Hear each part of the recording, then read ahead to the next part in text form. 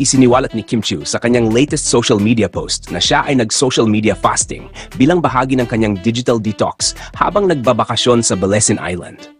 Ayon sa actress, ito raw ang paraan niya para makapag-recharge, makapag-reflect at makaiwas muna sa gulo ng online world. Kaya naman pala tila nawala siya sa radar nung mismong birthday niya. Pala ang peg. Maraming fans ang nagtataka kung bakit wala masyadong update si Kim noong araw ng kanyang kaarawan. Wala ring mga typical birthday posts, greetings o party snaps na siya namang inaabangan ng publiko taon-taon. Pero sa halip na makulitan, mas lalo pang humanga ang supporters niya sa kanyang choice na unahin ang sarilit kapayapaan. Self-love is real, mga bes. At habang si Kim ay nag-i-enjoy sa Balesin, umikot naman ang chismis na baka hindi raw siya nag-iisa. Matatanda ang nauna ng naging usap-usapan na spotted di umano si Paulo Avellino sa parehong island, matapos mapansin ng mga fans ang isang misteryosong lalaki sa background ng isa sa mga photos ni Kim.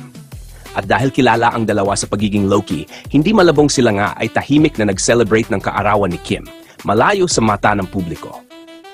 Pero ang mas nakakakilig?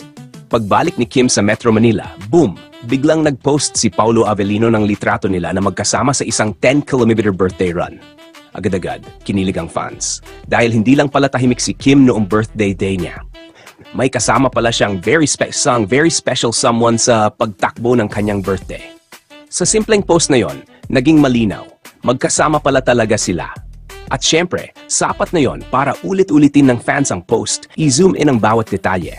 At umapaw na naman ang Kim Pao Kilig Fever online.